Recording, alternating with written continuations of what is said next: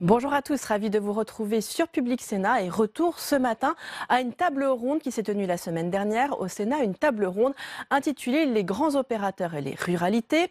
Ces travaux s'inscrivent dans le cadre du travail de la délégation aux collectivités territoriales présidée par le sénateur UC Jean-Marie Bockel, plus précisément dans le cadre de la mission de contrôle qu'elle a lancée avec un groupe de travail intitulé Les collectivités et les ruralités et qui a pour rapporteurs 4 rapporteurs, Jean-François Husson, Bernard Delcros, Franck Montaugé ou encore Raymond Val.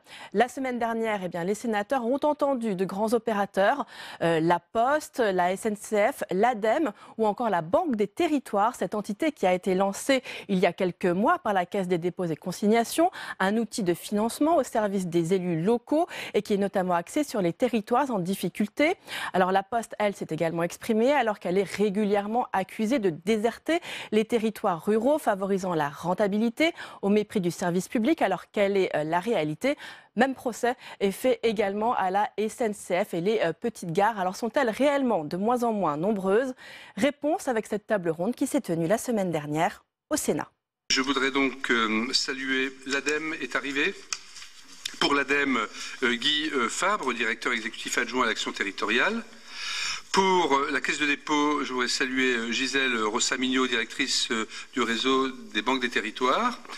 Je ne sais pas si Elisa Val, non. Je ne sais pas si Philippe Blanchot est également là, directeur des relations institutionnelles. Je pense que chaque entité aura un ou une porte-parole. Je crois que c'est la bonne manière de faire, ce qui ne veut pas dire que dans les réponses aux questions, vous ne pouvez pas ensuite interchanger. Je présiderai de manière libérale cette audience en sachant qu'il faut qu'on ait fini à 3h moins 10. C'est la seule contrainte, mais on est capable de le faire, on l'a déjà fait. La Direction générale de la cohésion sociale du ministère de la Santé, représentée par M. David Soubrier. Pardon? Et M. Éric Ginesi? Ils ne sont pas encore là. Il est là. Ils sont là tous les deux. Je vous salue. Donc, sous-directeur des professions sociales de l'emploi et des territoires. Vous n'avez pas compétence sur les questions médicales et hospitalières, mais vous suivez les politiques d'appui aux politiques d'insertion sociale des conseils départementaux, par exemple. Orange, puisque nous avons pris également des opérateurs, est représenté par Laurentino Lavesi, directeur des affaires publiques, et Claire Chalvidan, directrice des relations institutionnelles. Merci. La Poste est représentée par Yannick Humbert, directeur des affaires publiques et territoriales, accompagné de Smara Lungu. Voilà. Délégué aux affaires territoriales et parlementaires. Merci également de votre présence. On avait un temps fort SNCF ici au Sénat lundi soir, avec Gare et Connexion. Qu'est-ce que j'ai dit une bêtise là? Je suis parti sur la Poste et j'ai parlé de la SNCF. C'est le défaut. C'était la Poste. Je vous prie de m'excuser. Je le sais. C'était la Poste. Je vous prie de m'excuser. Donc je viens de citer 2 représentants de la Poste et mon regard a sauté trop vite sur le point suivant. Excuse à partager avec les uns et les autres, mais c'est vrai que le travail d'évolution de la Poste est à la fois un modèle français. La Poste aurait pu disparaître, mais en même temps, sur le terrain, évidemment, il y a un vécu, il y a des difficultés, il y a des adaptations, il y a des attentes. Je pourrais dire la même chose de la SNCF, et je salue à présent Gilles Balera, directeur des opérations et des services Gare et Connexion, auquel je faisais allusion tout à l'heure, je ne me répète pas, accompagné de Laurence Nion, conseillère parlementaire. Merci à tous.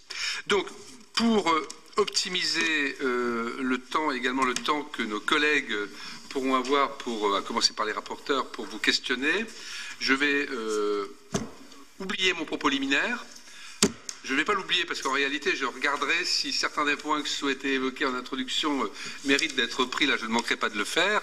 Mais pour le reste, vous avez tous compris que pour nous, cette audition est importante, elle est précieuse. Nous en ferons référence, y compris formellement, dans nos travaux. Et je vous propose donc que chacun puisse avoir une expression, chaque entité puisse avoir une expression liminaire. Évidemment, idéalement, si vous pouviez faire 5 minutes environ, vous voyez, il y a quand même plusieurs entités, ça permettrait d'avoir un temps pour les collègues sénateurs, puis un temps de réponse pour vous qui aurez ainsi le mot de la fin. Et nous tiendrons notre délai sans avoir le sentiment de précipitation ou de ne pas prendre le temps nécessaire de l'écoute. Donc, si vous êtes d'accord avec cette méthode, je commence. Je prends la liste dans l'ordre que je viens d'évoquer. Donc, nous écoutons pour l'ADEME Guy Fabre. Vous avez la parole. Monsieur le Président, merci, messieurs les sénateurs, mesdames et messieurs. Merci de nous avoir invités. Je crois qu'on peut, comme vous l'avez évoqué, Président, peut-être apporter quelques éléments d'éclairage sur un angle technique particulier qui est la transition énergétique et écologique, puisque c'est notre angle d'attaque, c'est la mission qui nous est confiée par le gouvernement en tant qu'opérateur d'État. Et donc c'est sur ces thèmes-là que je m'exprimerai. Tout d'abord sur notre représentation aussi territoriale, puisque le thème même m'amène à au moins illustrer sur cette partie-là. Donc l'ADEME a à peu près 500 personnes sur le territoire, sur l'ensemble des régions administratives et sur l'ensemble des anciens sites des régions avant la loi de décentralisation. Donc voilà, une représentation assez maillée sur le territoire à la fois métropolitain et ultramarin. J'aurai l'occasion peut-être de revenir sur cette petite spécificité ultramarine qui, avec la diversité de ces territoires, est un élément intéressant. Peut-être simplement évoquer que la transition écologique et énergétique, c'est 90% des investissements publics qui sont portés par les EPCI, ce qui renforce tout à fait l'intérêt peut-être de mon propos par rapport au sujet qui est le vôtre, au niveau du portage politique et public de la transition énergétique. C'est sur les territoires et dans les collectivités qu'elle se produit. Peut-être un petit élément, c'est qu'on a un certain nombre de dispositifs, bien sûr d'outils, sur les sujets qui sont les nôtres, que ce soit l'énergie, les déchets, l'économie circulaire, que ce soit la mobilité, que ce soit la qualité de l'air, puisque c'est à peu près le spectre que l'on embrasse. On essaye à chaque fois d'être en communauté de travail avec l'ensemble des services de l'État qui sont sur nos thématiques et également avec les services de la région, puisque historiquement, nous étions embarqués dans les différents contrats de projets ou de plans État-région avec nos thématiques qui nous permettaient de mobiliser à nos côtés des crédits publics également sur les missions de transition énergétique. Donc ces communautés de travail, c'est ce qu'on essaye de perdurer dans notre façon de travailler et d'être en proximité des collectivités territoriales porteurs de projets. Donc ça, c'est un premier élément important qui nous permet peut-être d'être à l'écoute de leurs préoccupations et pouvoir au mieux adapter peut-être le service dans les projets qu'ils peuvent porter. Sur les outils, bon, j'y reviendrai peut-être tout à l'heure, je ne veux pas être trop long, vous nous avez donné 5 minutes, donc je vous propose peut-être que voilà, j'arrête mon propos liminaire dans ces termes-là qui permettent de planter un peu le décor et après j'aurai l'occasion peut-être d'illustrer la façon dont on intervient aux côtés des projets des collectivités lors des questions-réponses, si vous en êtes d'accord. Mais très volontiers, merci infiniment et merci de donner un peu l'exemple et de rythmer cette audition. Pour la Caisse de dépôt, donc, qui s'exprime ? C'est donc Gisèle Rosamignot, directrice du réseau de la Banque des Territoires. Merci beaucoup, Monsieur le Président, messieurs les rapporteurs, mesdames, messieurs. Il y a un an, un peu moins d'un an, était créée la Banque des Territoires. Elle était inaugurée en mai 2018 et c'était un axe fort de développement porté par Éric Lombard. Pourquoi ? Exactement. Et pourquoi ? Parce que l'ambition très claire était de lutter contre les fractures territoriales. Lutter contre les fractures territoriales, ça veut dire quoi ? Ça veut dire être en capacité d'organiser notre action pour être au plus proche des territoires et de tous les territoires. Donc la Banque des Territoires, c'est ça, plus simple, plus proche, plus efficace. Organiser notre appui, ça veut dire avoir une organisation dans les territoires qui répond aux demandes de toutes les collectivités. Il n'y a pas de petits projets, il n'y a pas de petits financements, il n'y a que du projet au service des territoires et c'est bien ça l'objectif de la Banque des Territoires. Une organisation très déconcentrée. 16 directions régionales, 13 en métropole, 3 en outre-mer, 35 implantations. Avec un objectif, permettre d'avoir des territoires qui sont plus connectés, parce qu'un territoire qui n'est pas connecté aujourd'hui, c'est un territoire qui se meurt, un territoire plus inclusif, Donc c'est permettre notamment le développement du logement social et vous savez que c'est une activité forte de la Caisse des dépôts. Un territoire plus attractif. Et ça, c'est le troisième axe de développement, et un territoire plus durable. Et c'est le quatrième axe de développement. Qu'est-ce qu'on fait avec ces territoires? Donc on est organisé, comme je viens de le dire, en proximité. On a donné aux directeurs régionaux que j'ai l'honneur de diriger des pouvoirs de déconcentration des décisions, c'est-à-dire antérieurement, il faut bien le dire, on disait que la Caisse des dépôts, c'est une structure qui n'est pas agile et qui est trop parisienne. Et donc on a... Comment? Oui, ça a changé avec la Banque des territoires. Et c'est en train de changer puisqu'en fait on déconcentre beaucoup de décisions et donc le directeur régional est capable d'engager et donc de répondre aux collectivités territoriales de manière plus rapide. En tout cas, c'est l'objectif qui est aujourd'hui recherché. Quel métier? 3 métiers. Conseiller, financer, opérer. Et je pourrais peut-être y revenir tout à l'heure en prenant des exemples. Conseiller, c'est de l'appui aux collectivités territoriales de toute nature, y compris en ingénierie. Financer, notamment sur fonds d'épargne, mais aussi en fonds propres. Et opérer, c'est aider les collectivités qui ont des outils évidemment de développement auprès d'elles et donc les appuyer dans cette partie-là. Voilà, très rapidement, et puis je pourrais revenir sur les questions avec des exemples et des éléments très concrets. Merci infiniment, Madame. Donc nous restons dans une démarche bien rythmée. Nous passons donc à la Direction générale de la cohésion sociale du ministère de la Santé. C'est M. Soubrier qui va s'exprimer, donc qui est sous-directeur des professions sociales de l'emploi et des territoires. Merci Monsieur le Président, Messieurs les sénateurs, Mesdames, Messieurs. Donc en précisant que la Direction générale de la cohésion sociale a en fait en charge, très schématiquement, mais les politiques sociales d'hébergement-logement, les minima sociaux, la question des aides alimentaires, de l'accès aux droits, protection de l'enfance et la question des établissements et services en direction des personnes âgées et des personnes en situation de handicap. Donc pour représenter plus globalement le ministère, je laisserai ensuite la parole à Éric Ginesi qui est en charge plutôt de la partie santé, qui pourra développer. Pour être aussi concis que les intervenants précédents, juste dire que donc la direction générale de la cohésion sociale peut à la fois s'appuyer sur des réseaux déconcentrés, donc 2 réseaux déconcentrés, les agences régionales de santé d'une part et les directions régionales et directions départementales en charge de la cohésion sociale, et qu'elle a d'autre part une particularité, comme vous avez pu le noter dans la liste des missions, c'est qu'on est sur un certain nombre de politiques qui ont été décentralisées, et ce qui a évidemment un impact sur la manière dont on peut gérer les questions de territorialisation, et notamment en lien avec la ruralité. Dans ce contexte, un des premiers enjeux pour la Direction générale de la cohésion sociale, c'est de systématiquement, à chaque fois qu'on pense une politique, d'avoir en tête la question des territoires, aussi bien la question des politiques de la ville que la question de la ruralité, en précisant tout de suite qu'il n'existe pas de dispositif spécifique et qu'on s'inscrit toujours dans le droit commun. Mais l'idée, c'est de toujours penser dans le droit commun à la spécificité de ces territoires.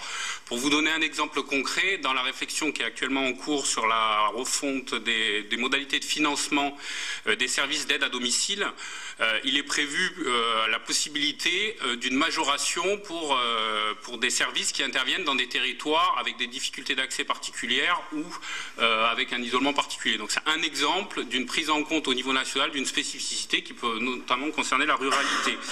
Après, comme je le disais, comme on est sur des politiques décentralisées, l'approche de la DGCS c'est d'être en lien étroit, plus qu'étroit même, avec les collectivités territoriales, notamment avec les conseils départementaux en tant que chef de file de l'action sociale.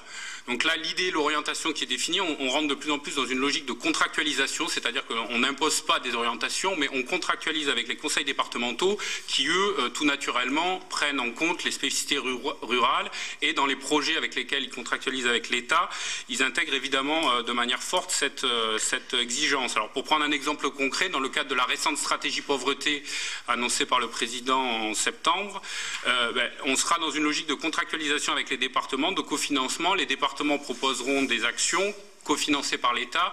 Et on voit bien quand on fait la liste des premières actions qui ressortent qu'évidemment les conseils départementaux tout naturellement prennent en compte la question des territoires ruraux en demandant des actions spécifiques d'insertion sur ces territoires-là et en lien avec les autres niveaux de collectivités locales, notamment ce qui est important par rapport dans l'action sociale vis-à-vis des communes. Alors pour donner un exemple d'une action très concrète, c'est une réflexion autour d'un premier accueil social inconditionnel. L'idée étant que tous les habitants, quel que soit leur territoire, puissent bénéficier d'un point d'accueil à 30 minutes, ça c'est l'objectif de leur lieu de vie, où ils peuvent obtenir un certain nombre d'informations de base, mais d'informations quand même complètes sur les dispositifs sociaux. Et donc ça, un certain nombre de conseils départementaux s'engagent à mettre ça en place en lien avec les acteurs de leur territoire, notamment les conseils communaux d'action sociale.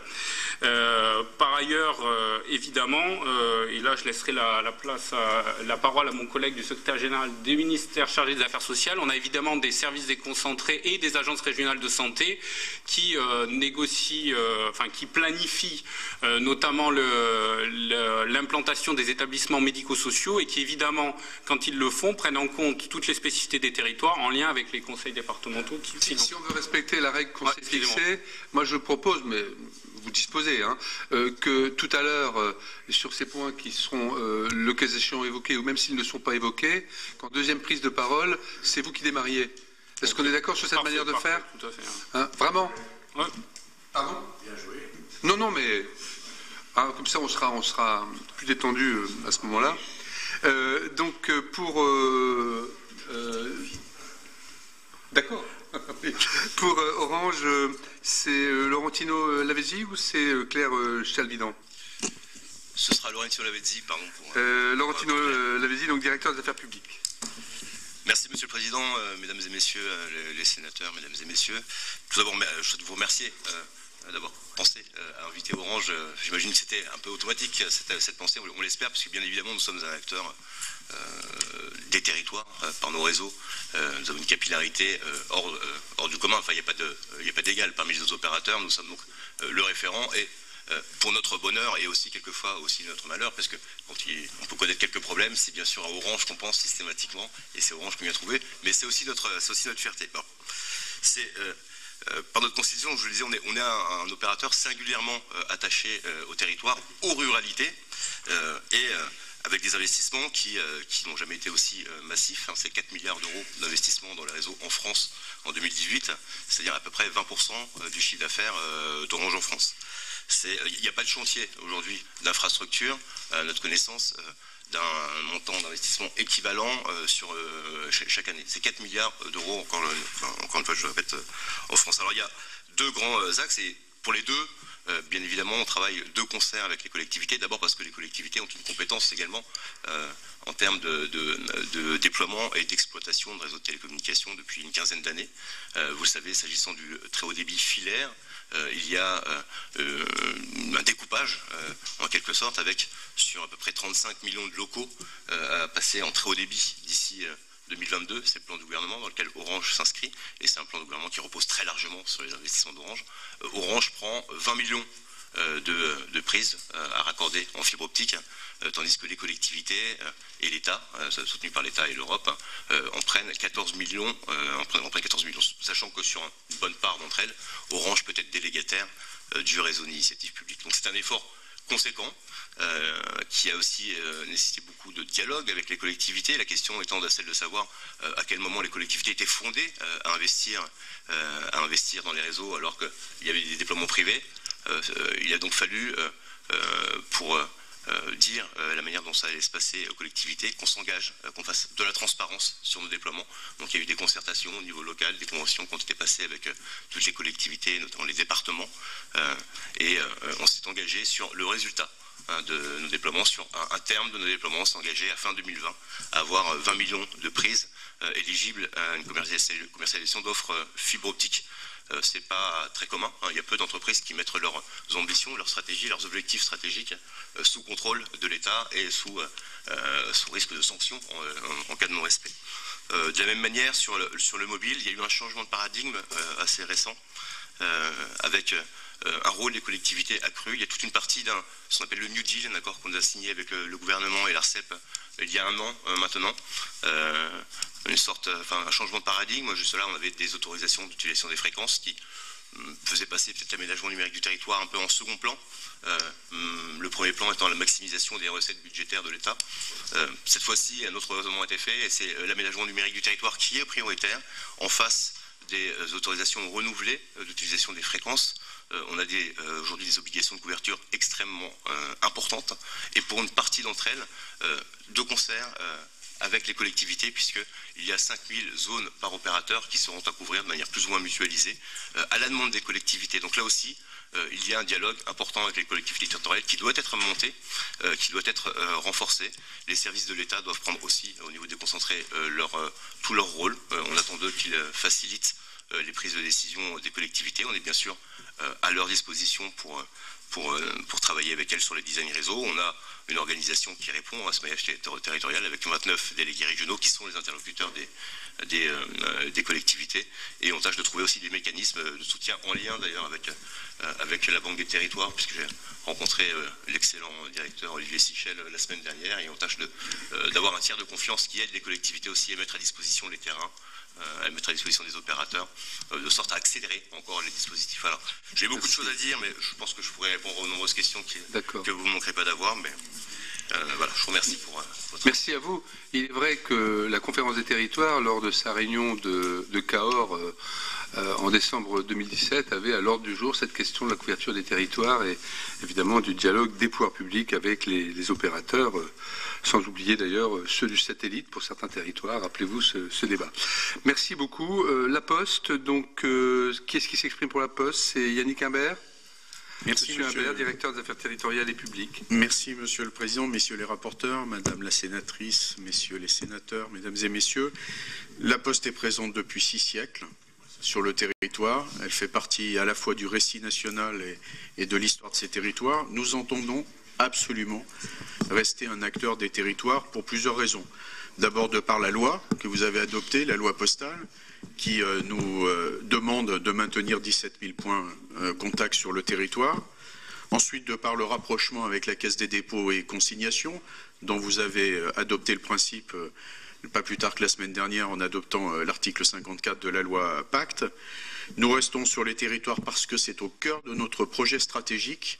Nous entendons transformer la Poste en une grande entreprise de services de proximité humaine. En effet, comme vous le savez, face à l'évolution numérique et à l'attrition du courrier, nous sommes obligés de changer totalement notre modèle économique. Quelques chiffres sans en abuser. Nous perdons 600 millions d'euros de chiffre d'affaires par an. Pour dimensionner le sujet, c'est à peu près si en 5 ans, 2 entreprises, Naval Group ou les fromageries Bell, avaient disparu. Et donc, c'est une évolution irréversible que connaissent toutes les postes en Europe. Pour vous donner une idée, là encore, pour fixer les choses, il y a 10 ans, la Poste distribuait 18 milliards d'objets, de lettres. Cette année, 10 milliards. La projection est à 5 milliards d'ici 2025. Et donc, la part du courrier représentera d'ici là moins de 20% de notre chiffre d'affaires. Et donc, nous n'avons pas d'autre solution que de développer une stratégie de croissance externe, à la fois en développant des nouvelles offres de services, mais en acquérant également des entreprises qui correspondent à cette stratégie de services de proximité humaine, pour porter autre chose. Puisque nos facteurs ne peuvent plus porter, ou de moins en moins porter, de lettres, ils porteront davantage de colis, ils porteront davantage d'offres de services de proximité à la population, de toute nature. Nous entendons être présents sur les territoires au travers de notre immobilier, pas forcément en le remettant sur le marché, mais en faisant en sorte qu'il participe de projets urbains. Pas plus tard que la semaine dernière, nous avons remporté l'appel d'offres sur la métropole de Rennes, comme nous l'avions précédemment emporté sur la métropole de Strasbourg, où, loin de refaire simplement nos bureaux, nous participons d'un projet urbain dans lequel la Poste apporte son immobilier, qui est souvent d'ailleurs un immobilier architecturalement très intéressant et très prestigieux. Voilà, donc nous restons des acteurs du territoire plus que jamais parce que c'est le cœur de notre projet stratégique. Notre présence sur le territoire se manifeste au-delà des 17 000 points en contact par la présence de nos équipes. et notamment d'acteurs que vous connaissez bien, qui sont nos directeurs régionaux et nos directeurs territoriaux. Mais également, et je voudrais insister parce qu'à cet égard, l'année 2019 va être une année très particulière, nous sommes présents en concertation avec l'ensemble des élus au travers de nos commissions départementales de présence postale territoriale.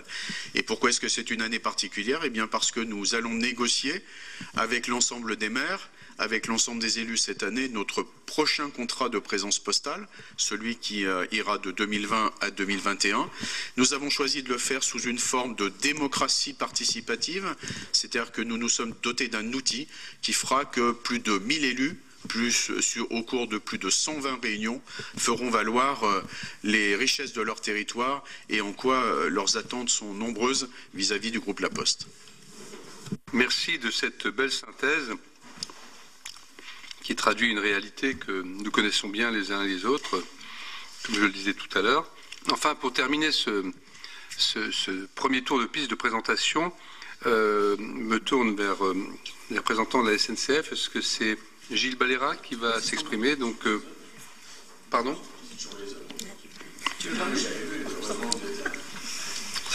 Bon, chacun choisit son expression. Et lors de son expression, directeur des opérations et des services de Gares et Connexions, qui représente donc son directeur général, Monsieur Robert, que certains d'entre nous connaissent bien. Nous vous écoutons, monsieur. Merci, Monsieur le Président, Madame la Sénatrice, Messieurs les Sénateurs, Mesdames et Messieurs. Merci d'avoir cité, Monsieur le Président, cet événement de lundi sur Gares et Connexions au sein du Sénat, qui a été, merci de nous y avoir accueillis, qui était un grand succès et qui, je crois, témoigne de l'intérêt pour les gares. Je serai attaché à l'heure de par mon métier et merci aussi d'illustrer merveilleusement SNCF dans cette belle salle où franchement les photos sont de qualité et font plaisir à voir. Je vais vous interrompre d'une phrase. Il se trouve que hier soir, le président Larcher remettait la croix d'officier dans la Légion d'honneur à M. Jean-Louis Schroedt-Girard, qui est le secrétaire général du Sénat, et qui fut, pendant une assez longue période, et notamment sous la présidence, entre autres, de Gérard Larcher, président de la Commission des affaires économiques du Sénat, dont c'est la salle ici. Nous ne sommes pas dans la salle des délégations, car ici c'est plus simple d'avoir la captation pour le service de communication du Sénat. Et dans son discours, le président Larcher évoquait la décoration audacieuse de cette salle, allant de la ruralité à Ariane. Et merci de l'avoir souligné. Et évidemment, on n'oublie pas la SNCF au passage, ainsi que d'autres modes de transport. Je vous redonne la parole. Merci.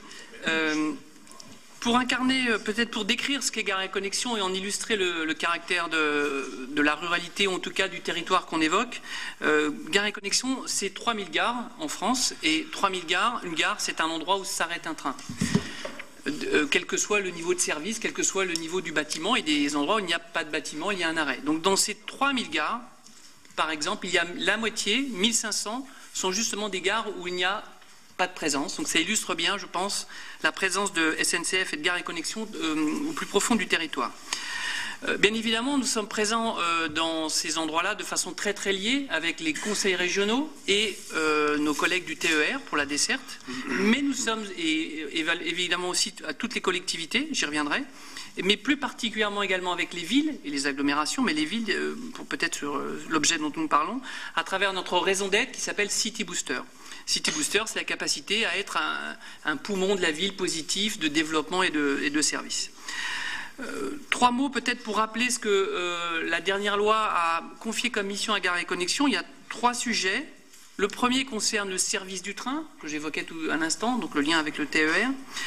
Le deuxième, le développement du territoire, qui est très illustratif de quelle manière on nourrit, on travaille avec les villes. Et le troisième, l'intermodalité, la capacité à offrir une offre complète ou une offre achevée dans le territoire. La raison d'être de SNCF, c'est d'offrir à chacun la liberté de se déplacer en préservant la planète. La multimodalité moderne aujourd'hui, c'est notre capacité à offrir des accès à la gare fluide qui préservent les modes doux et qui les encourage et qui rend lisible ceci. J'y reviendrai plus tard, dans un deuxième temps, dans les offres que nous proposons. C'est aussi des projets de rénovation des gares qui s'appellent d'ailleurs des projets d'échanges multimodaux, car aucun projet aujourd'hui ne se fait par SNCF tout seul dans ses murs, mais au contraire, avec toutes les collectivités, avec tous les modes, avec aussi tous les financements et les moyens nécessaires pour en faire un acte de rayonnement du territoire, en transport et en service aussi, car nous hébergeons aussi des services parfois de collectivités. Je serai bref et je termine aussi que nous lançons un appel d'offres sur 700 points pour aussi développer et préserver des services et des commerces dans les gares afin qu'elles soient maintenues et utiles au territoire. Merci infiniment, Monsieur le Directeur. Alors, après ce premier tour de table, et vraiment merci encore aux uns et aux autres de votre effort de synthèse, je propose que, comme nous le faisons à chaque audition, nos 4 rapporteurs s'expriment tout d'abord, puis les collègues qui se sont inscrits, c'est déjà le cas de certains d'entre eux. Bernard Delcros. Merci, Monsieur le Président. Merci à chacune et à chacun d'entre vous d'abord de votre présence et de vos interventions. Alors, je vais essayer de me limiter un peu dans mes questions. Une question d'abord d'ordre général qui s'adresse à tous les opérateurs, c'est que, au fond, on voit bien que chacun à sa façon, vous agissez dans le domaine de l'aménagement du territoire et en tous les cas dans les territoires ruraux. Mais pour vous, dans votre domaine, y a-t-il des marges de progrès? Peut-on faire mieux? Peut-on mieux prendre en compte les spécificités des territoires ruraux? Si oui, comment et quelles conditions faudrait-il remplir? Et puis après, quelques questions plus particulières. Alors Orange, je vais m'adresser à quelques-uns d'entre vous. Orange, j'ai bien entendu, vous êtes attaché à la ruralité, 4 milliards investis, voilà, presque tout va très bien, pas tout à fait, mais j'en suis pas loin. Sauf que moi, je confronte une réalité de terrain. J'habite un village, vous connaissez mon département, où que je sois devant chez moi, devant la mairie ou sur la place du village, mon téléphone ne passe, enfin, j'ai pas de ligne, pas de téléphone, alors que je suis, le village et la commune est considéré comme étant couverte. C'est ça la réalité. Et quand on regarde un peu, du coup j'essaie de me projeter sur l'avenir, quand on regarde un peu ce qui s'est passé dans le domaine du numérique, la téléphonie mobile au cours des 10-15 dernières années, on s'aperçoit que tout naturellement, on a couvert les zones sur lesquelles il y a le plus de concentration de population et on a desservi le milieu rural après coup. Et donc on s'aperçoit que finalement, on est toujours en train de rattraper du retard. C'est ce qui se passe aujourd'hui avec un programme ambitieux et je vous rejoins, mais on rattrape 5, 10, 15 ans de retard. Les progrès technologiques, ils sont permanents, les technologies évoluent tous les jours, la 5G va arriver sur le marché, on en parle beaucoup en ce moment pour d'autres sujets. Peut-on imaginer que pour les 10-15 ans qui sont devant nous, on sort de cette logique où on dit dans le rural, on rattrapera du retard, quand il y en aura trop, on essaiera de rattraper du retard et de desservir ces pauvres ruraux, ou peut-on inverser cette logique et permettre aux territoires ruraux, parce qu'on sait que quand même le numérique, ça reste un des enjeux majeurs de développement des territoires ruraux, peut-on imaginer qu'on inverse complètement cette tendance, cette logique, on tire parti finalement de l'expérience ces 15 dernières années pour dire, dès que des nouvelles technologies arrivent, même si on sait qu'elles ne sont pas forcément économiquement super intéressantes dans les territoires ruraux, a-t-on des moyens? Quelles conditions faudrait-il réunir pour permettre à ces territoires d'en bénéficier tout de suite, en fait, parce qu'on sait que c'est des enjeux en termes d'emploi et de services à la population. Sur la SNCF aussi quelques questions.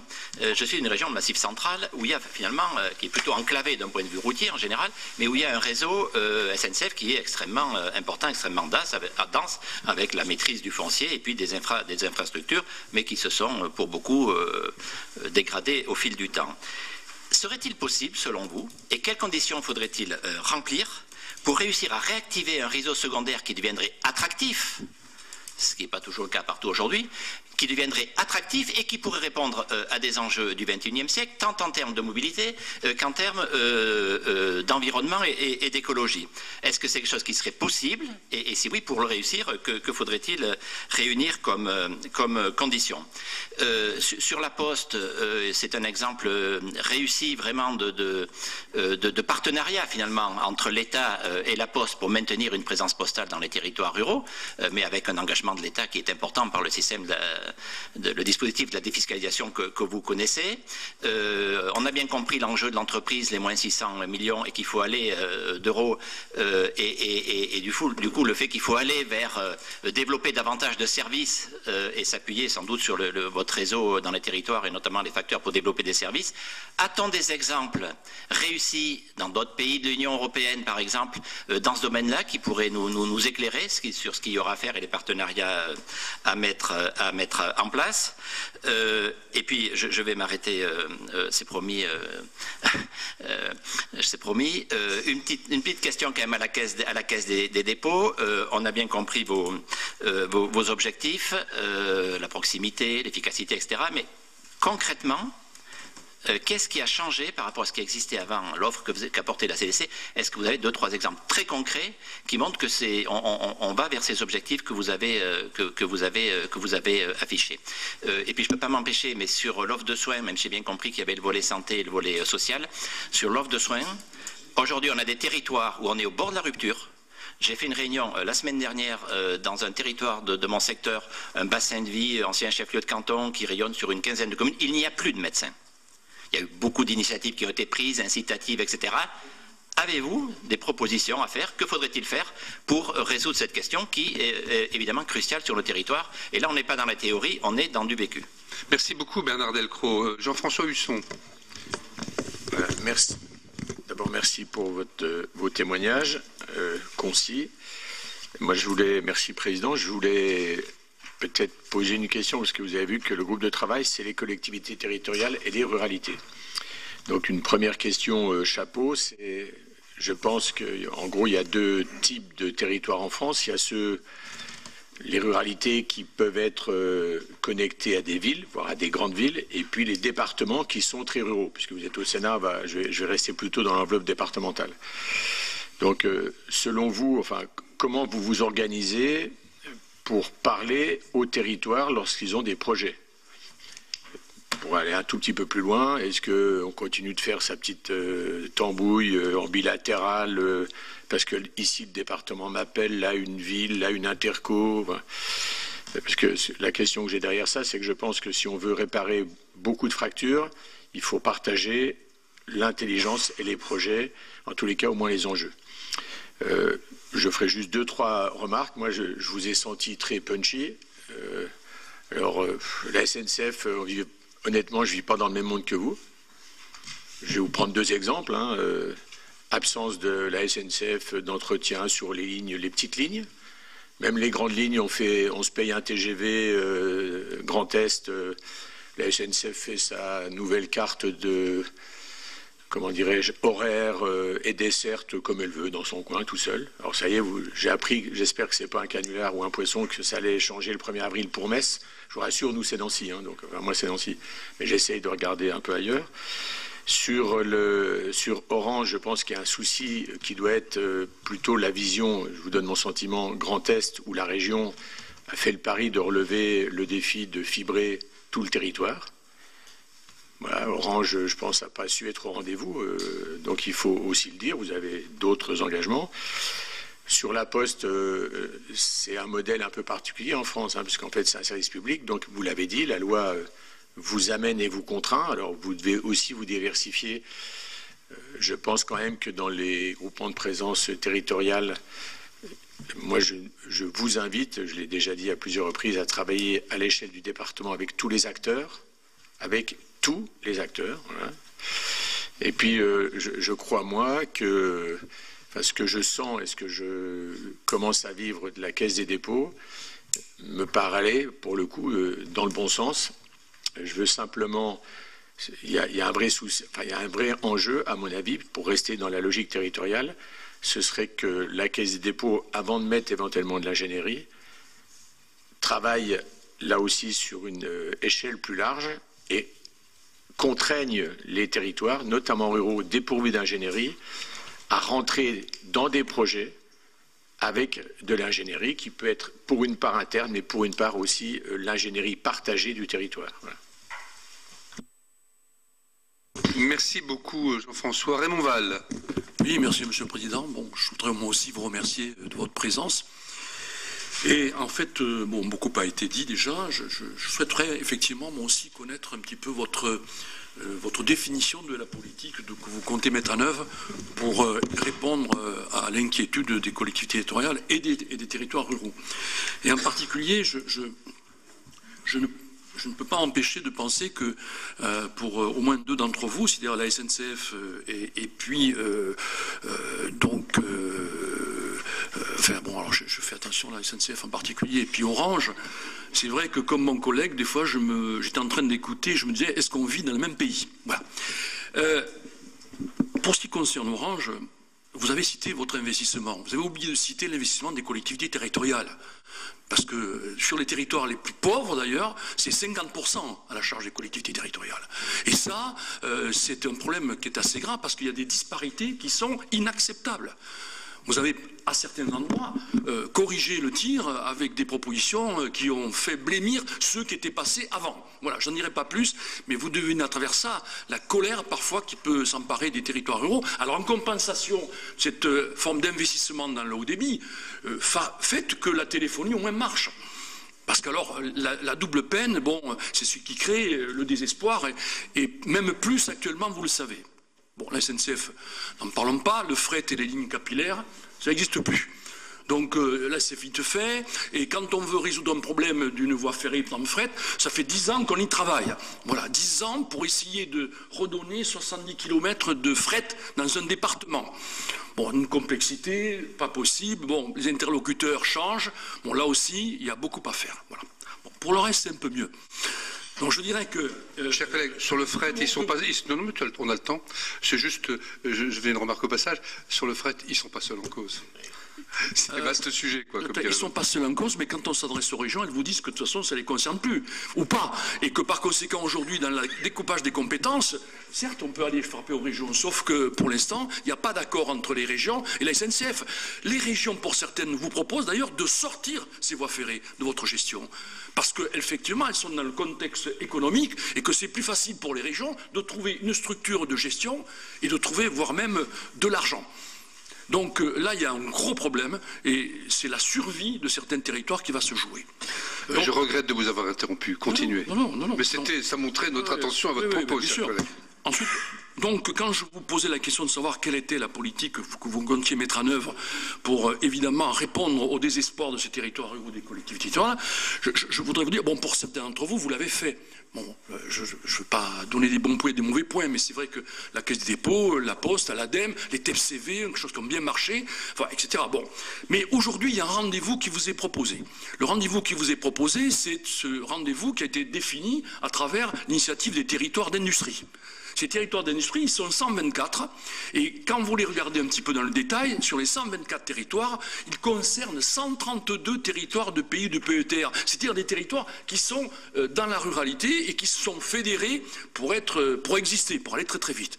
Donc là-dessus, j'aimerais vous entendre pour savoir comment vous allez vous organiser et comment vous allez compléter ce qu'a mobilisé le gouvernement pour, je cite, permettre donc en particulier de répondre à la forte inquiétude de ces territoires. Il ne servira à rien que le gouvernement aide les entreprises de ces territoires directement si les infrastructures ne sont pas là, si le haut débit n'est pas là et s'il n'y a pas en quelque sorte un soutien pour tout ce qu'une économie doit avoir, c'est-à-dire l'environnement culturel, etc.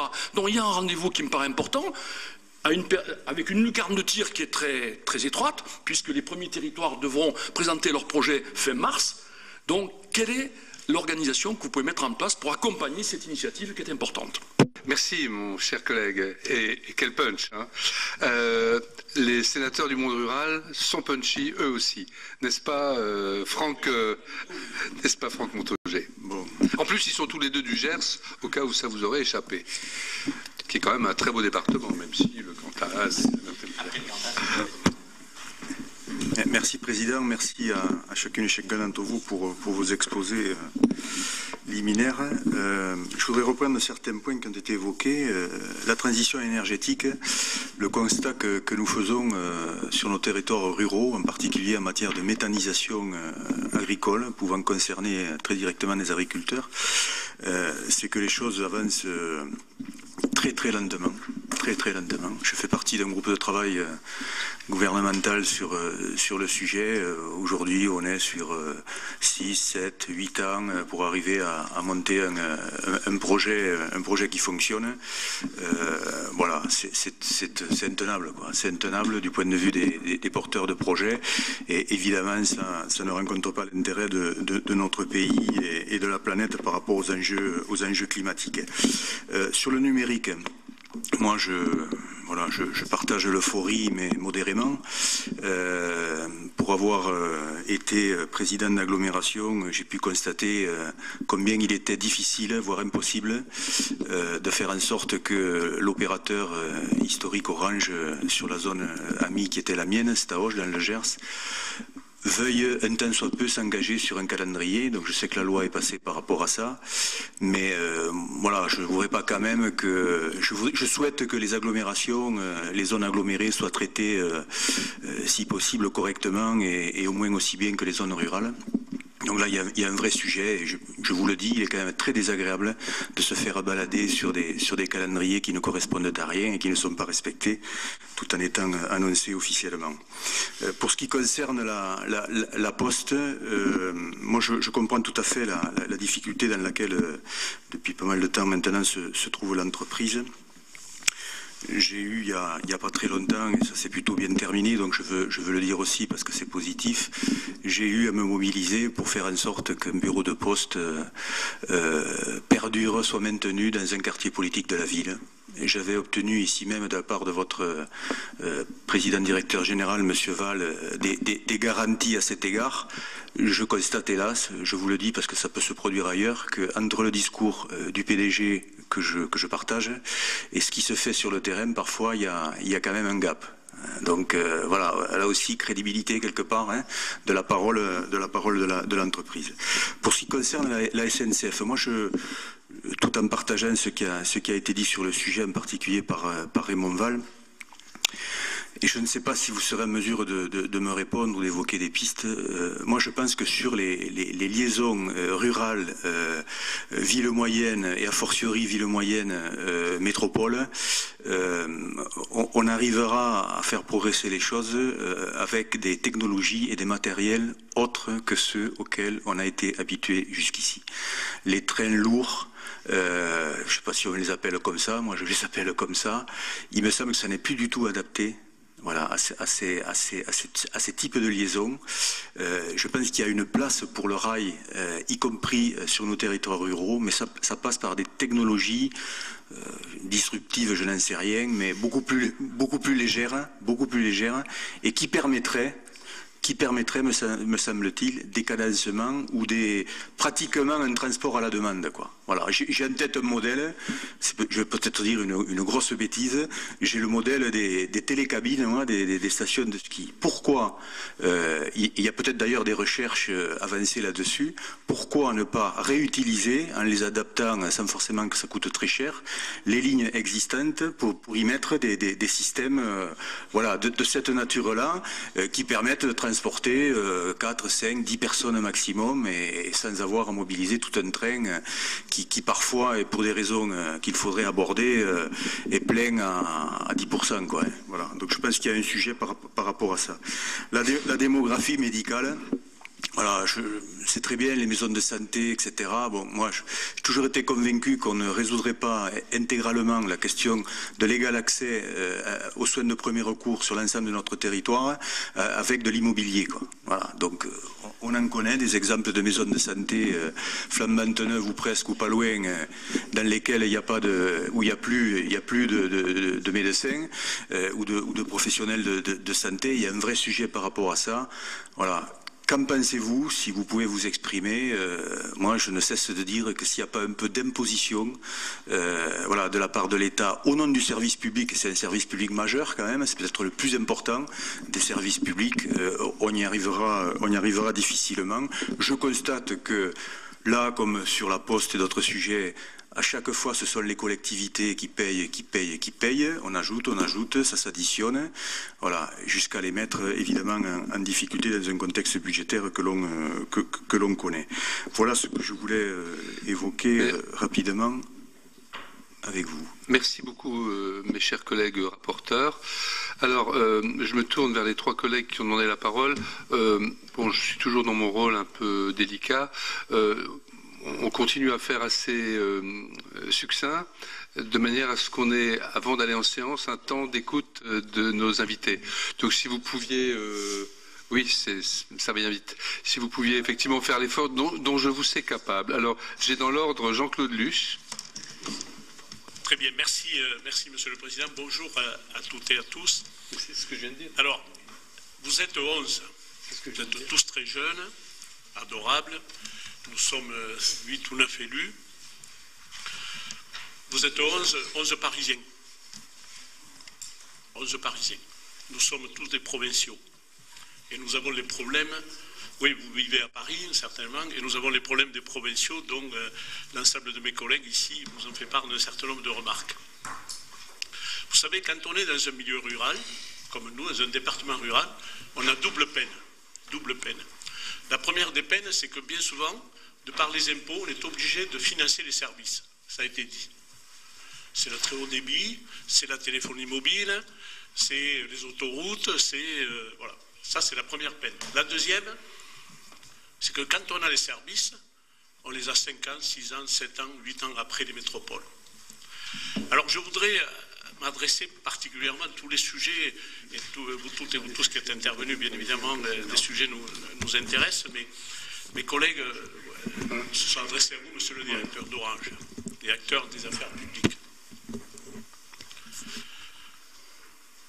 Vous avez finalement votre entreprise à 2 méthodes. Gagner de l'argent dans les métropoles, gagner de l'argent, et puis éventuellement sous la pression des élus, quel que soit le degré ou la responsabilité que nous assumions, c'est se tourner vers vous pour mettre de la pression pour que finalement on ait la 3G, on n'est pas la 4G, on n'est pas la 5G. Mon collègue le disait, on n'a même pas le téléphone portable devant la mairie.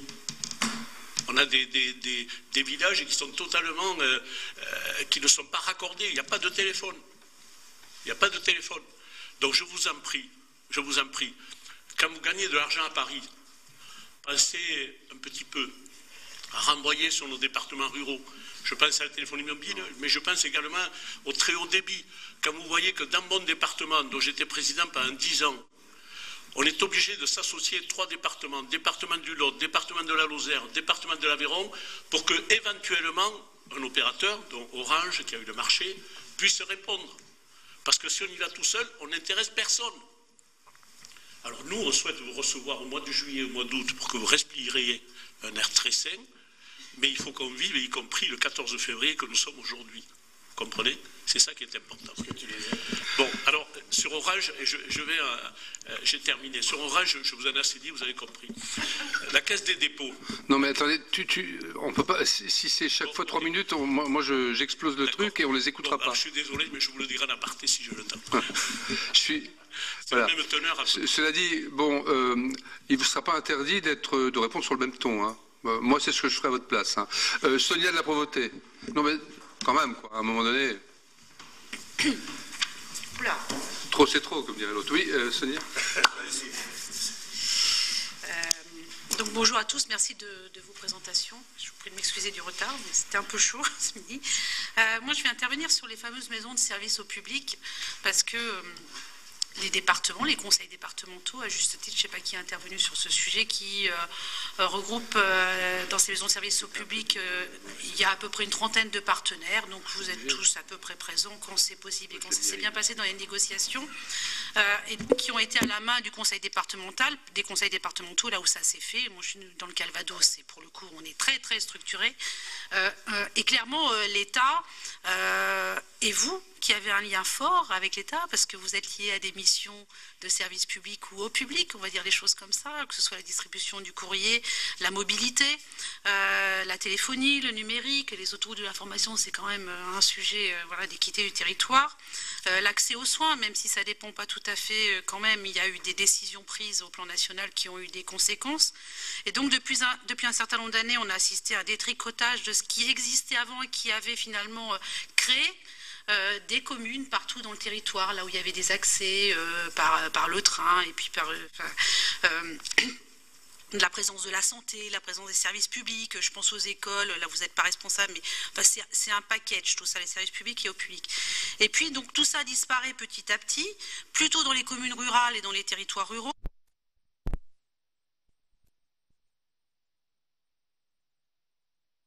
Territoires ruraux et dans les communes rurales, donc ça accroît la fracture territoriale, c'est-à-dire que même tout ce qui est tout neuf n'arrive pas et l'innovation n'arrive pas dans ces territoires-là.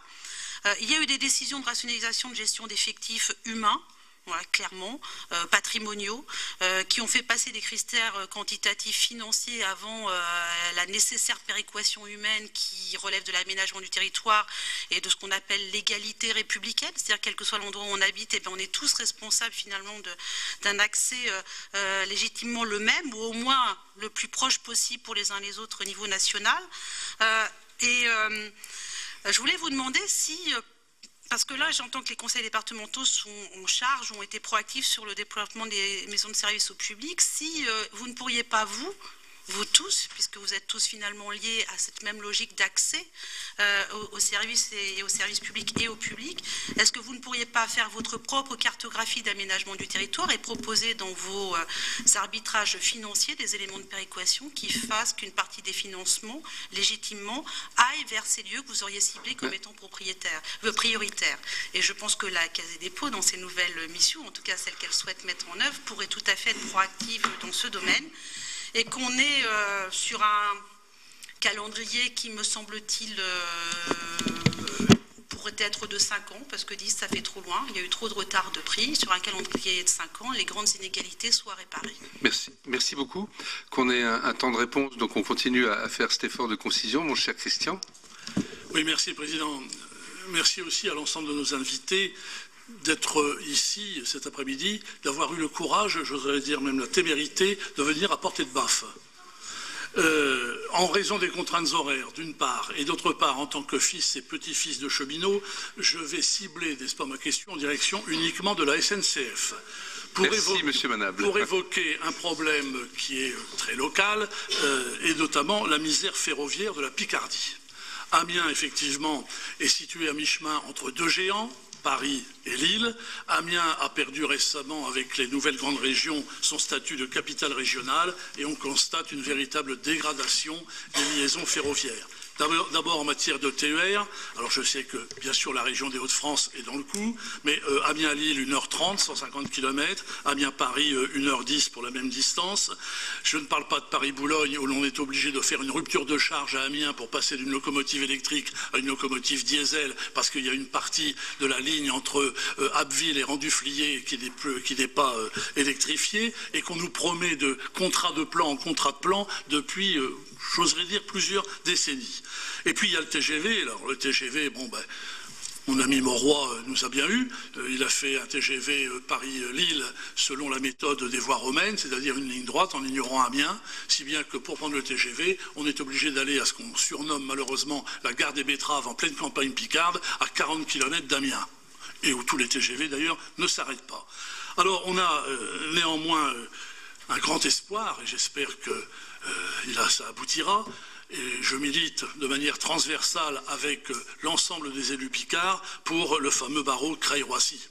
7 km, 340 millions d'euros, c'est une paille par rapport à d'autres grands chantiers d'infrastructures. Et ça, c'est essentiel pour les Picards en général, les gens du sud de l'Oise, les gens d'Amiens. C'est l'ouverture sur le hub de Roissy, sur l'ensemble des TGV qui parcourent la France, l'Europe, sur les lignes aériennes. C'est également des emplois à la clé. Et vraiment, je ne comprends pas que ce dossier soit bloqué depuis plusieurs années. Et enfin, je terminerai par là, cher Président. J'ai commencé par le TGV, je terminerai par les petites lignes dites secondaires. Il y a eu beaucoup d'amertume chez nous avec la fermeture de la ligne Abbeville-Le Tréport. C'est pas tant pour les bains de mer au Tréport, mais c'est parce que au niveau des déplacements pendulaires, ça concerne beaucoup de gens entre leur lieu de résidence, leur travail ou leur lieu de résidence et les écoles. Et ça crée un véritable problème sur cette ligne dite secondaire. J'en ai terminé. Merci mon cher, merci Christian Manable. Je vous propose, mesdames et messieurs, de remonter en sens inverse des propos introductifs. Ça me paraît juste, surtout qu'au fur et à mesure mesure qu'on avancera, je deviendrai pressant. Mais je sais que vous saurez là aussi faire l'effort que vous avez su faire tout à l'heure. Je vais donc commencer par la SNCF. Ça tombe bien, oui. Moi, je ferai quand même une petite remarque, mais d'une phrase. Moi, j'appartenais à une région, l'Alsace, qui est maintenant dans le Grand Est, où on avait expérimenté dans les années 90, avec Hubert Haenel et Adrien Zeller, un accord particulier entre l'État, la SNCF et la région pour moderniser les lignes secondaires, avant même qu'on ne parle de TGV. Et franchement, c'était pas mal. Et aujourd'hui, on en a les effets positifs par rapport à tout ce que j'entends comme témoignage, juste au demeurant, mais au moins ça me laisse l'espérance que ces choses-là sont possibles, à condition de le vouloir. Messieurs, dames de la SNCF, qui commence? Merci de vos questions, qui ici elles sont parfois difficiles, témoignent aussi de l'appétence et l'attachement que je crois vous attachez au train. Donc merci de ce témoignage.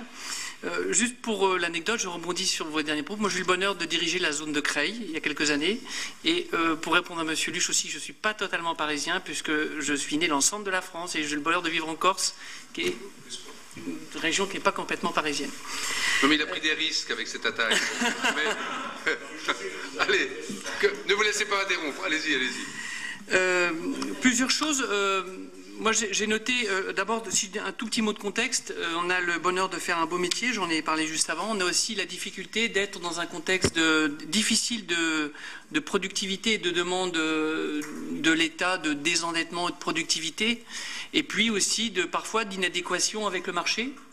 Je rebondis sur la question du fret, où nous sommes dans les conditions actuelles du marché plus chers que la moyenne des transports routiers. Je rebondis aussi sur la même chose, sur la difficulté pour nous de maintenir dans cette logique de désendettement et de productivité certaines petites lignes qui ont été évoquées et certaines dessertes. Ma réponse, elle va aussi conduire à pointer de comment on peut améliorer les choses. Dans ce contexte, très franchement, nous ne savons ou ne pouvons pas faire on ne peut pas faire tout seul. Et c'est à travers les collectivités et l'ensemble des collectivités, pour répondre aussi à la question qui a été posée, que nous trouvons des solutions. Aujourd'hui, nous ne faisons très peu ou quasiment pas de bilatéral avec une collectivité, mais au contraire, autour de la table, on rassemble la région, l'État, le département, l'agglo, pour ensemble trouver des solutions optimales qui correspondent au meilleur de chacun. On rénove des gares, on remet des voies parfois en service, on améliore le trafic. Et peut-être pour ne pas être trop long, rebondir aussi sur la question qui a été évoquée par le sénateur Montaugé, je crois, sur comment faire le transport de demain et aussi sur qu'est-ce que le transport moderne en ruralité. Je suis convaincu qu'il y a des solutions technologiques qui se verront jour.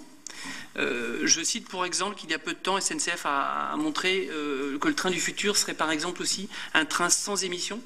Donc les technologies apporteront des solutions, il est vrai, mais les questions d'infrastructure, de performance, de service, d'évolution de la population, d'adéquation aux attentes des territoires, ce sont des questions qu'il faut prendre en amont et travailler vraiment ensemble parce qu'elles mobilisent beaucoup d'énergie, beaucoup d'études, beaucoup de capitaux et beaucoup de personnes. En tout cas, SNCF sera heureux de le faire avec vous tous. Merci. Merci infiniment. Je me tourne vers la Poste. Oui, Monsieur le Président. Monsieur Yannick Imbert. Merci beaucoup.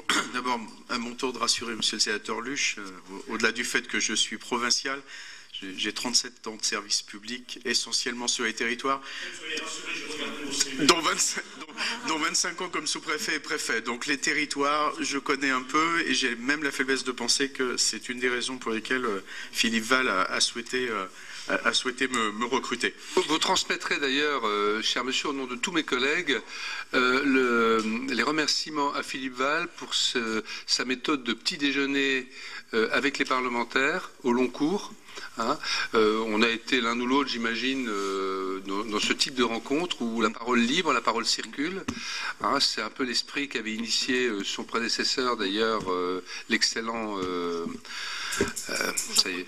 Jean-Paul Bailly. Merci Jean-Paul Bailly, c'est un ami, et j'ai eu un trou de mémoire. Franchement, continuez quoi, ça règle pas tous les problèmes, mais toutes les grandes entreprises ne font pas ça. Je vous ai interrompu. Je le ferai avec plaisir. Je vous indique d'ailleurs qu'on va diversifier ces sources de dialogue, puisque pas plus tard que la semaine dernière, nous étions reçus par le groupe RDSE de votre Assemblée pour avoir là aussi une manière très informelle, très directe des débats. Ensuite, peut-être dire à Monsieur le sénateur Montaugé, alors il se trouve que c'est moi qui ai, je le dis sans prétention, mais résolu votre sujet, parce qu'effectivement, la fermeture d'Auch-Garros était clairement totalement contraire aux engagements du président Val. Je vous confirme que après les réunions qui ont eu lieu avec le commissaire de police pour regarder dans quelles conditions de sécurité, notamment pour nos personnels, on pouvait remettre en activité ce bureau, Catherine Seguin, votre préfète, va organiser une réunion plus large pour voir dans quelles conditions on pourrait stabiliser de manière immobilière cette maison. Mais évidemment, Auch-Garros en quartier prioritaire de la ville, c'était absolument anormal qu'on ferme. Et donc, selon une expression célèbre dans cette maison, je suis le monsieur à portée d'engueulade lorsque vous avez quelque chose à exprimer.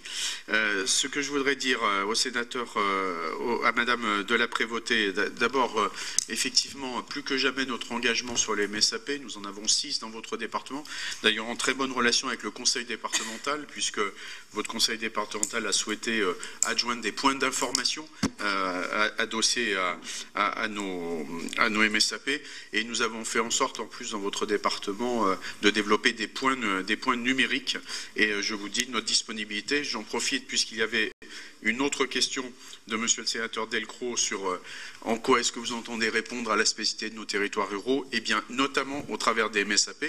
Et j'en profite pour vous dire que nous attendons avec impatience, une certaine impatience, le feu vert du gouvernement, puisque la Caisse des dépôts, la Banque des territoires et nous avons proposé au gouvernement de développer 750 nouvelles maisons de services publics, 250 fixes, 250 d'appui et d'animation, c'est-à-dire de mise en réseau des MSAP pour conforter la formation des agents et mettre en place du back-office pour permettre à des agents qui ne savent pas répondre à une question parce qu'ils ne sont pas omniscients d'y répondre. Et puis je vous indique, qui est une réponse aussi de notre présence sur les territoires, que nous souhaitons développer 250 équipes mobiles. Et en clair, selon la fameuse formule de Lagardère, si tu ne vas pas à Lagardère ira à toi, eh bien, lorsque les gens ne pourront pas venir en MSAP, nous irons chez les gens. Et je pense notamment aux zones de montagne, où très clairement que lorsque vous avez par exemple sur un territoire, un pays, et je salue le sénateur Val avec qui nous venons de signer un accord cadre avec l'association des pays, quand dans une zone de montagne vous avez 3 vallées, on ne va pas mettre 3 MSAP, on va en mettre une. Mais la question, c'est de savoir et d'éviter à la population d'être obligée de venir dans cette vallée, dans des conditions kilométriques et climatiques souvent difficiles. Et donc, ce sont des équipes mobiles et très vraisemblablement des facteurs qui, sur rendez-vous, iront à domicile pour faire la procédure CAF, la procédure de déclaration d'impôts, etc., etc. Juste pour compléter ma réponse au sénateur Val, pour lui dire que, mais il le sait, et monsieur le sénateur Montaugé le sait aussi, nous expérimentons en ce moment avec Toulouse Pays de Gascogne, nous menons une expérimentation à la fois sur la logistique urbaine, notamment à destination de la population agricole, sur la logistique dite du dernier kilomètre, et puis nous expérimentons des tiers-lieux, comme on dit maintenant, des espaces de coworking qui permettent au milieu économique local de bénéficier d'installations à la fois d'espaces communs et numérisés. Je voudrais indiquer à monsieur le sénateur Husson, en le remerciant s'il le permet du travail de grande qualité qu'il nous a permis d'avoir avec lui dans le cadre de la préparation du projet de loi Pacte, et notamment le dialogue très constructif que nous avons eu sur l'article 54, lui dire que s'agissant de la concertation, nous avons bien entendu à l'occasion, monsieur le sénateur, de nos contacts, l'ouverture, enfin l'éclairage que vous nous avez apporté sur une conséquence, je n'irai pas au-delà sur ce débat, mais une des conséquences objectives de la fin du cumul des mandats, qui a été de voir les parlementaires disparaître, entre quelque sorte, des CDPPT, dans lesquels ils siégeaient souvent comme sénateurs, maires ou députés maires, et du fait que les parlementaires que vous êtes aujourd'hui n'ont plus la vision globale sinon par la presse par moment ou par le dialogue que vous avez avec les élus maires, par exemple, de ce qui se passe sur leur territoire. Et donc, je vous redis, les instructions que nous avons données à nos délégués régionaux et à nos délégués territoriaux pour que, en attendant d'éventuelles évolutions, ils aient régulièrement des rencontres avec les parlementaires pour aller, ne serait-ce que sur l'année à venir, leur dire un peu ce qui se profile. J'ai une dernière question. Monsieur le sénateur Delcros qui disait est-ce que vous avez eu des comparaisons européennes? Non, parce qu'en fait, la Poste, et c'est l'enjeu et le challenge en quelque sorte que nous relevons, nous sommes à 180 degrés des stratégies des autres postes européennes. Les postes européennes, certaines ont misé uniquement sur le courrier, c'est le cas de la Poste hollandaise, qui s'est même désengagée du colis en vendant TNT. Certaines ont fait un choix financier, c'est le cas de la Poste italienne, qui est essentiellement un acteur financier et qui a laissé au secteur privé le secteur des colis, ce qui nous a d'ailleurs permis de racheter récemment une entreprise qui est l'entreprise Bartolini et de devenir le numéro 1 du colis en Italie. Certains ont fait le choix du colis, évidemment, Deutsche Post, en acquérant DHL. Et nous sommes les seuls à avoir fait le choix d'une stratégie d'offre multiservice de proximité. Voilà, pardonnez-moi le caractère cursif de mes réponses, mais j'ai essayé de répondre, je crois, à peu près à toutes les interpellations. Était à la fois rapide, mais très précise, très concrète, et nous vous en remercions beaucoup. Je me tourne à présent vers Orange. Qui répond pour Orange? C'est monsieur Lavezzi, avec un nom bien parisien également. Personne n'est parfait. Allez-y. Merci beaucoup d'abord pour effectivement le témoignage d'affection que vous portez à notre endroit. Une réelle affection, je vais vous le dire. C'est l'amour vache, mais c'est l'amour. On en est absolument convaincu. Vous parliez, monsieur le sénateur, tout à l'heure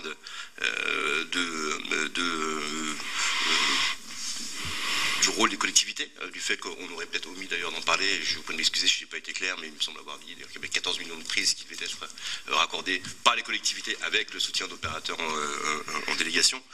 Mais c'est bien évidemment sur le reste, donc les 20 millions de prises, c'est Orange qui s'est engagé à tirer le FTTH. Ce n'est pas d'autres entreprises.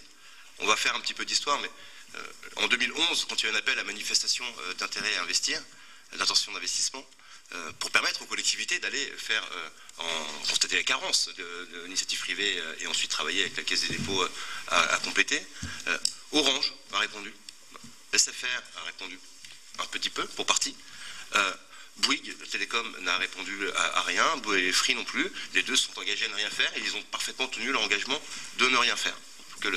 Et donc c'est vers nous qu'aujourd'hui vous dirigez votre IR légitime certaines fois, mais c'est aussi parce que pour nous, on voit comme ça un témoignage d'affection. Nous avons fait le choix d'investir et donc nous sommes attendus. Et il est normal que vous ayez des questions, mais voilà, c'est parce que Orange a fait ce choix qu'aujourd'hui on est aussi devant vos attentes bien légitimes. Et quand on échange pour construire l'avenir, moi je retiendrai aussi une parole du rapporteur Bernard Delcros. Il faut regarder les choses objectivement et sans passion. Alors on est tous passionnés, hein, et au Sénat singulièrement sur la sujet ruralité, ce serait la moindre des choses quand même il faut l'être. On l'est tous, mais quelquefois il faut aussi regarder des choses sans passion. Et je retiens la proposition du rapporteur de Bernard Delcros, c'était quand vous faisiez le constat sur la couverture mobile, l'accord qui a été passé, un accord historique, qui, vous avez raison, est là pour rattraper un retard. C'est une réalité. Pour rattraper un retard, et la proposition que vous faisiez, c'était comment peut-on sortir de la logique qui nous a conduit à aujourd'hui mettre une rustine un peu améliorée par rapport aux précédentes, mais il y avait effectivement une réalité qui était un retard. Donc pour refaire aussi là un peu replacer dans le contexte général, Orange est une entreprise singulière parmi les opérateurs télécoms, mais est une entreprise qui est sur un secteur très concurrentiel, et nos déploiements, de manière générale, nos investissements sont aussi contraints par une logique qui est l'économie dans laquelle nous évoluons. Et là, quand on regarde les choses objectivement, Orange a sa part, et je reviendrai notamment sur la question de transparence que vous évoquiez, monsieur le sénateur, mais tout le monde, tous autour de cette table, nous avons aussi notre part, et notre part du travail à faire pour l'avenir. D'autre part parce qu'en 2010, dans un moment où Orange s'engageait à déployer du FTTH, dans un moment où la 4G arrivait, le choix qui a été fait par les pouvoirs publics, ça a été de faire entrer un 4e opérateur sur le marché mobile. C'est un choix de concurrence, d'hyper-concurrence par les prix. 47% de la valeur du marché mobile s'est écroulé. 47%. Divisé 47%, donc le reliquat a réparti entre 4 plutôt qu'entre 3. Alors peut-être qu'on gagnait beaucoup d'argent avant, mais ce qui s'est passé, c'est qu'il y avait des programmes qui visaient justement les programmes zone blanche, les fameux programmes zone blanche, qui se sont stoppés net dès 2011, pas par mesure de représailles, simplement parce que Bouygues Télécom, c'est des programmes qui marchaient plus bien, Bouygues Télécom a failli péricliter, donc il a simplement dû arrêter. Il y a une formidable libération du pouvoir d'achat, peut-être, mais il y a aussi une formidable libération des salariés de Bouygues Télécom, 3000 licenciements, de SFR en suivant, 5000 licenciements. Donc voilà le contexte dans lequel on a été. Si on prend indice 100 en 2010, les prix des services de communication électronique sont aujourd'hui à l'indice 61. 107 pour l'inflation, 138 pour l'énergie, je crois que le transport ferroviaire 117, donc on se rend un petit peu, mais voilà, 61, c'est une réalité. Et cette réalité, il faut la regarder objectivement, puisqu'il y avait aussi d'autres éléments. On avait ces licences, au moment de la 4G, on avait des obligations de couverture. Vous savez, les obligations de couverture que l'on a, elles sont inscrites dans nos autorisations d'utilisation de fréquences. Eh bien, ces obligations étaient à un niveau qui semblait peut-être ambitieux au moment où elles ont été portées, mais en réalité très en deçà des attentes. Et les opérateurs, par la concurrence, par les infrastructures que nous livrons, et Orange singulièrement encore une fois, étaient bien au-delà de leurs obligations de couverture. Et pourtant, bien en deçà du besoin et de la réalité de terrain et que vous décriviez. Donc il faut changer ces logiques-là, très clairement. Et pour pouvoir les changer, il faut regarder objectivement la part des uns des autres. L'État, le gouvernement a commencé à faire ce travail. Monsieur Delcros, vous-même, au moment de la loi Montagne, vous avez posé les choses de manière objective, sans passion, vous avez supporté des simplifications.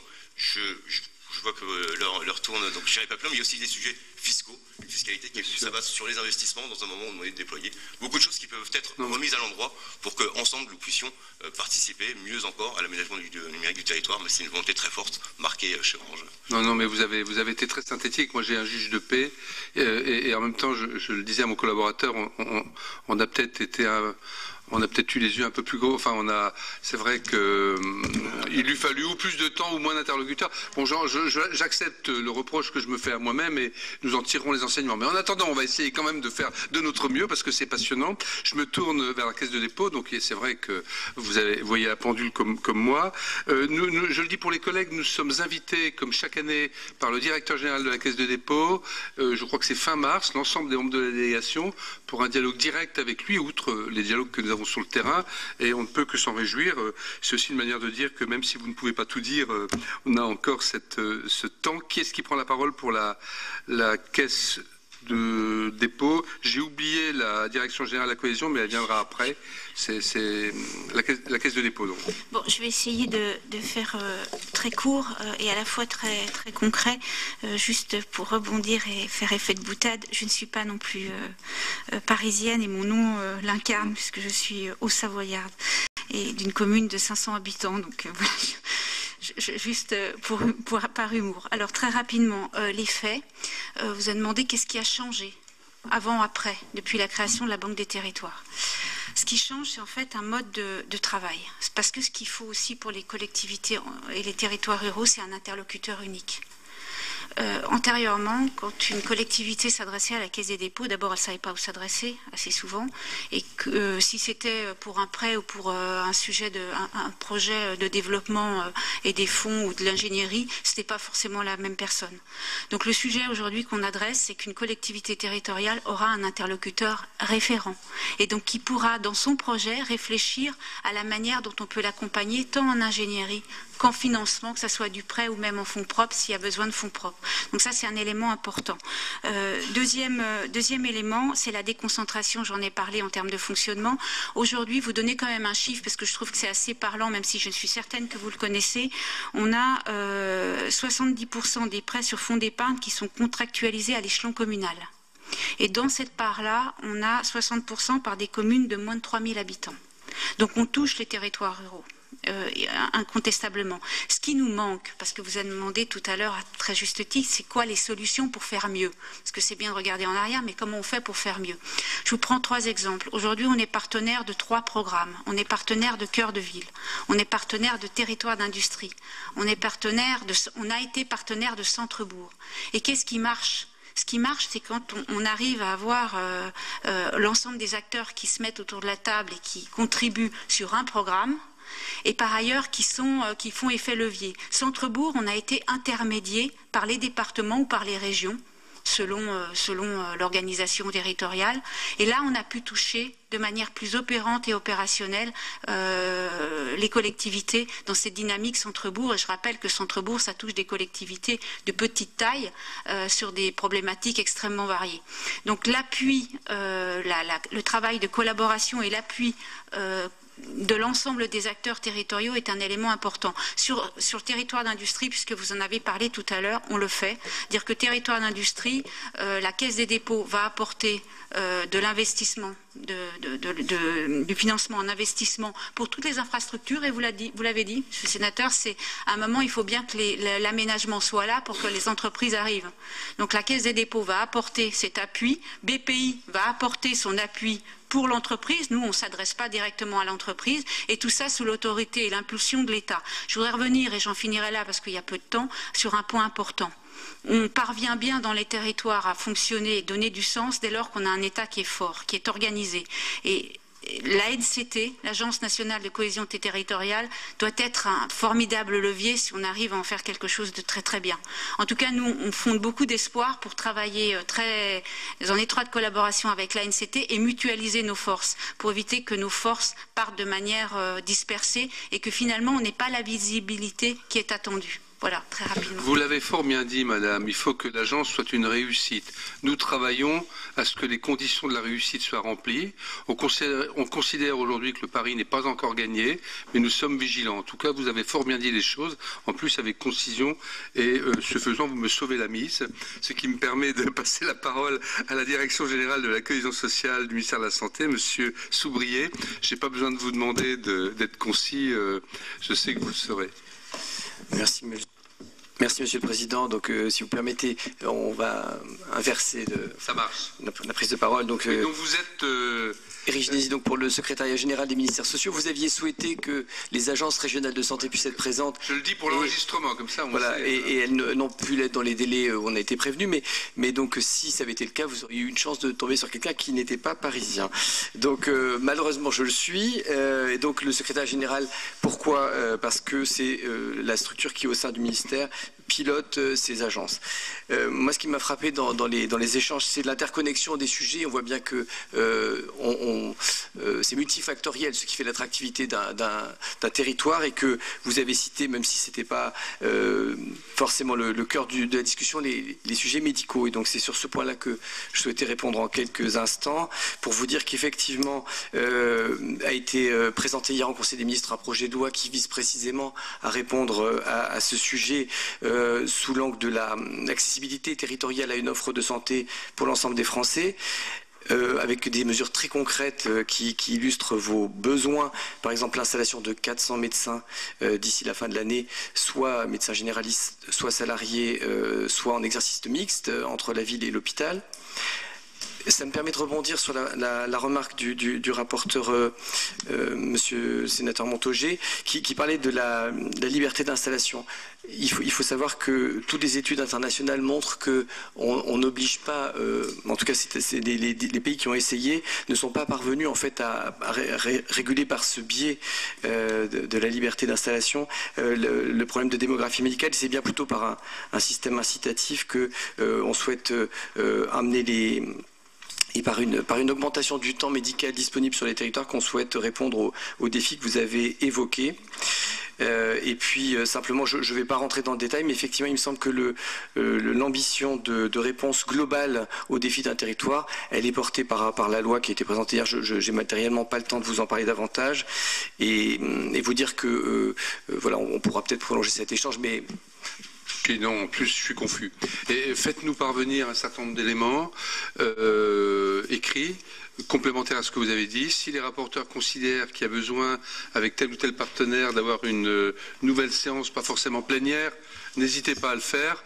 Je vous ai interrompu, vous aviez terminé ? Vous avez été parfait, je m'en excuse. Il reste, j'allais dire 2 minutes pour l'ADEME, quoi. C'est pas normal, je suis... Mais vous saurez faire. J'avais La réponse au sénateur Husson et Delcros, qui était plus comment on adressait les territoires ruraux, mieux peut-être qu'on ne le fait actuellement, puisque le sénateur Valls citait quelques programmes d'action. Val, mais Val c'est bien aussi, mais là c'est Val, oui. Mon propos était pluriel, excusez-moi. Excellent, excellent, messieurs. N'en jetez plus. Il ne me reste qu'une minute. J'essayerai de répondre simplement. Le président a souhaité qu'on ait des stratégies par cible, ce qui est une façon aussi d'être plus en écoute des territoires plutôt qu'être en offre de services. Je crois que c'est une première réponse. La deuxième, c'est qu'on multiplie nos accords avec les partenaires et je crois qu'avec l'agence nationale, l'association nationale des pays et des territoires ruraux, nous sommes engagés dans une réflexion et nos programmes sont éminemment collectifs avec les différents EPCI qui sont porteurs de projets. Donc ça, j'aurai l'occasion peut-être par écrit de compléter et peut-être avec le sénateur Montaugé une réponse plus précise, puisque vous m'avez adressé précisément sur la méthanisation. Nous participons bien sûr avec l'État à la réflexion que nous espérons aboutir un jour sur la tarification de rachat, sur la production de méthane agricole. Aujourd'hui, nous avons 237 projets, pour être précis. Dans les 6 mois qui viennent, nous adresserons un financement à hauteur de 50 millions pour 94 d'entre eux. Pour les autres, nous déposerons auprès de notre conseil d'administration qui adressera la question à notre tutelle et au ministère des Finances comment nous pourrons satisfaire quelque part les 237-94 autres projets. Il y en aura peut-être que quelques-uns qui tomberont parce que de moindre qualité. Mais voilà, donc nous partageons avec vous votre souhait de pouvoir trouver une solution durable d'accompagnement de cette ressource agricole essentielle pour participer quelque part à l'indépendance énergétique de la nation. Merci infiniment. Pour conclure sur une note positive, je dirais que nous avons su, tant les sénateurs que vous-même, qui nous avons fait le plaisir de votre présence, nous avons fait comme au Parlement européen ou au Conseil de l'Europe. J'ai siégé au Conseil de l'Europe où il faut tout dire en 2 minutes. Et somme toute, ça pousse à un effort de concision un peu frustrant, mais quand même beaucoup de choses se sont dites. Et avec franchise, et je vous en remercie.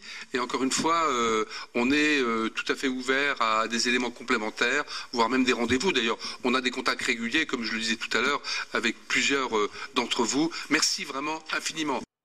Voilà pour cette table ronde sur les grands opérateurs et les ruralités qui a permis aux sénateurs de la délégation aux collectivités territoriales d'entendre ces grands opérateurs que sont la Poste, la SNCF, l'ADEME ou encore la Banque des territoires. Je vous rappelle que la délégation aux collectivités exerce avec toutes ces tables rondes sa mission de contrôle et qu'elle a lancé il y a déjà plusieurs mois tout un groupe de travail autour des collectivités et des ruralités. Vous pouvez toujours voir et revoir toutes les auditions sur notre site publicsénat.fr. Très bonne journée sur les chaînes parlementaires.